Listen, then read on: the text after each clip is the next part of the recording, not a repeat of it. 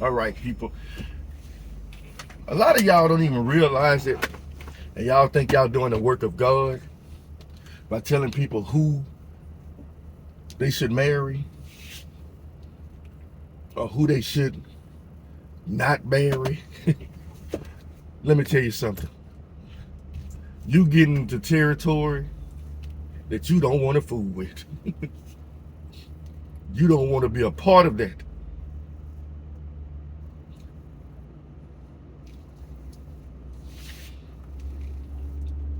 Now, you don't want to be a part of what God put together. And you don't want to be the cause of putting it asunder. You would not go unpunished for that. You understand? A lot of y'all think y'all doing God's work. Leave them, baby. Leave them. So you telling somebody to separate from their husband and go into the act of fornication? Because that's what most people, when they divorce, they think they free. I'm free now. I can live as a fornicator. And that's what normally happens when people separate. Or even when most marriages separate, they stop sleeping with their husband or their wife and they start sleeping with somebody else. Now they're adulterers. You are encouraging adultery. Well, I met this other good woman that treats me way better than my wife can. Well, you know what, man? Leave her then. Shoot, if she treats you better, go where your heart says. And you don't shut up, go where your heart says. You better go with God's will, forget your heart. Because he said man's hearts are deceitful. Now the thing is, God can work in your heart. The Holy Spirit can. And let you know what to do, right? But you trying to trust in your own heart might lead you straight to hell. And a lot of y'all might be leading a lot of people straight to hell with the way you tell people things. Oh, they fighting. They need to go ahead and separate. All right. You might be working for the devil. You might be working for the unholy one. You might be guided by the unholy spirit, the spirit of confusion, the spirit of deceit and deception. So that's what I remember watching a video last year, and a woman got divorced, and her friends threw her a party, let her know she's back on the scene. She's back in sin.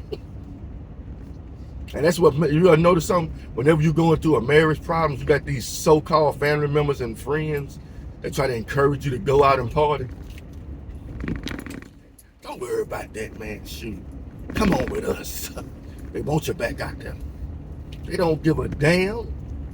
They just want you back out there with them. This ain't trying to make you happy. They're trying to make you more miserable because you're going through a rough patch.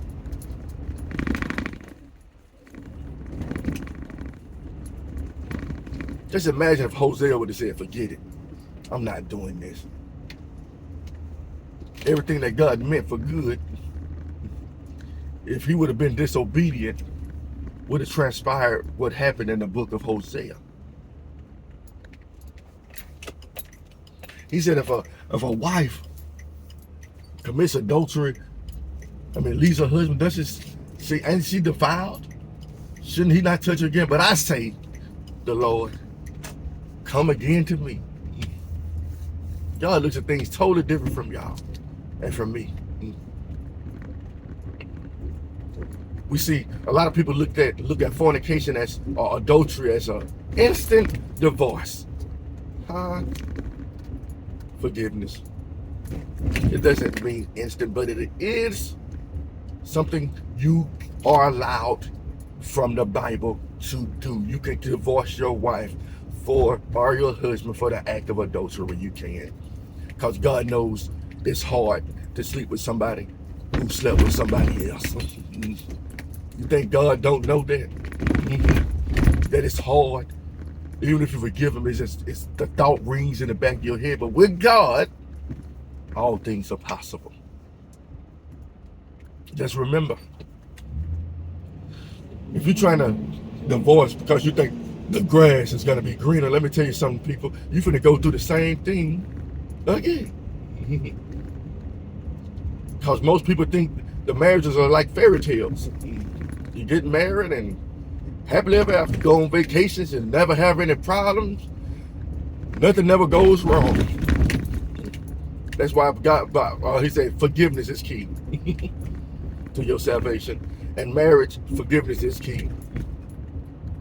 Because one thing you're going to realize in marriage is nobody can upset you more than the person you married to. I'm sure Adam and Eve was arguing with each other for 3 days after the fall. Hey, girl, I should have never listened to you, girl. I ain't tell you to listen to me. You the man. You know what I'm saying? I'm sure they went through all kind of problems. I was like, God, late while listening to me. Girl. Ain't nobody can piss you off or upset you more than the person that's your flesh. That's flesh of your flesh. You know, husbands and wives always love to bring this up when they argue. You don't treat everybody else like you treat me. Well, I'm harder on myself than anybody else. I'm harder on you, and I'm harder on me, and I'm harder on anybody else. Because you are me. Yes, I'm harder on you than everybody else, and you are harder on me than everybody else. Great. Whom the Father loves, he chastises. In marriages, you're going to realize y'all chastise each other a lot. Because God speaks through marriages. He'll speak through your husband to tell you something about yourself. He'll speak through your wife to tell you something about yourself. And a lot of times we just don't want to hear it. Oh, that's the devil there. You so far from the truth. I ain't saying the devil can't, that evil spirit can't jump into the husband or wife for once in a while, because it does. Because we fight not against flesh and blood, but spiritual wickedness in high places. And sometimes us as becoming saints, let the devil in. Satan, get behind me, Jesus Christ told Peter. A man of God, a man that trusted and believed in God, get behind me. Say, you worry about the things of man, not the things of God. You know nothing. Me going to this cross is what's going to save your life, but you just don't understand that, huh? There's a lot of things we just don't understand. And he rebuked him for that. Some of the marriages you're going through, hey, you just don't understand. It's not about my will. It's about God's will for my life. And I'm trying to tell y'all something this morning. Get people out of your business. I'm gonna end with this final testimony. I remember in my first marriage, I was lack of work. I wasn't working, and everybody was just telling me, leave him.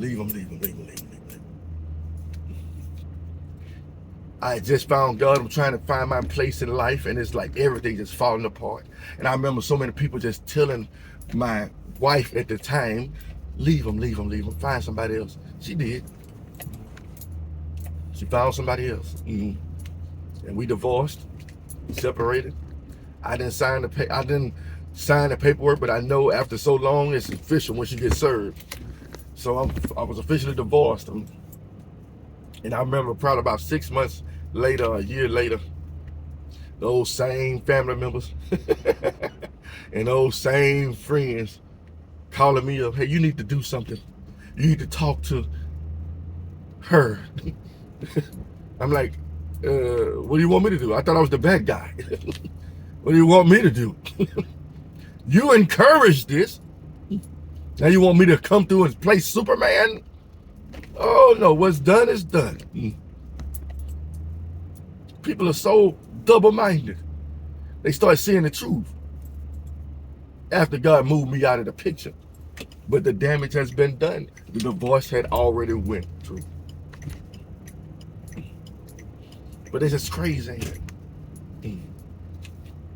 And those family members love to take the side of their family members.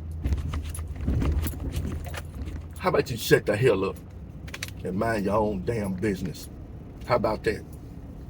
You don't know what the hell you talking about. Yeah, I'm upset about this one. Because I see so many marriages get torn apart by family members, mothers, fathers, sisters, brothers, cousins, aunties. Because you love trying to go to people other than God to try to fix your marriage. And you just going straight to the devil.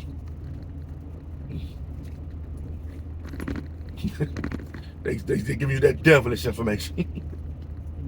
I done seen many marriages work after they realize I need to keep my folks out of my business. Not just your folks. Those people, stop complaining about everything on Facebook. My husband getting on my nerves. And the devil like that, and that spirit, test the spirit, that devil in there. Girl, I never treat you like that. It's messed up. But one thing about people, when they start complaining about their husband and wife on Facebook, they'll never tell both sides of the story. So it's best to just keep your damn mouth shut about your personal life. But I don't care, because I'm a praying man. And I'm down with whatever God's will may be. The marriage I'm in right now, glory be to God, I hope it works. I know one thing, as of right now, I'm not living in fornication, glory be to God. And I don't want to live in fornication. I'm going to hold out, I'm going to pray and pray until God makes a way, however he decides to make it. And I'm going to go with it. But the thing is, like I said, I'm not going to let nobody else influence my thought process in regards to my marriage. If I'm going to do something, let it be my mistake. Let it be your mistake. Don't let nobody influence your thought process in regards to your marriage. Give it to God, and God's going to do what he does. What God put together, let no man put asunder but God. Marriage is honorable and that bed undefiled. But the thing is, people, we just don't know how God works sometimes. The Bible shows us this constantly. Think about the birth of Jesus Christ and Joseph having to do that. The average person couldn't do that. This day and age, we're going to swear up and down to somebody else's baby. You understand? But Joseph accepted it. We look at things so many different. You know, Joseph was the baby daddy of baby daddies.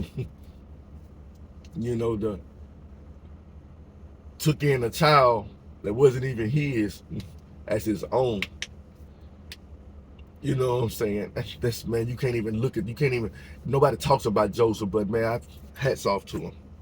Glory be to God for giving a man that much strength to do that. Because the average man don't want to do it. Just like when the average man see a woman with children, oh no, I won't marry her. I want somebody of my own. Well, God might be trying to give you some children. It just happened to be somebody else as the father, but you are the father. If God put it in there, I'm just saying, I look at things from a different perspective than most people, man. All kids need a father and a mother figure. If however God puts it together, glory be to God. You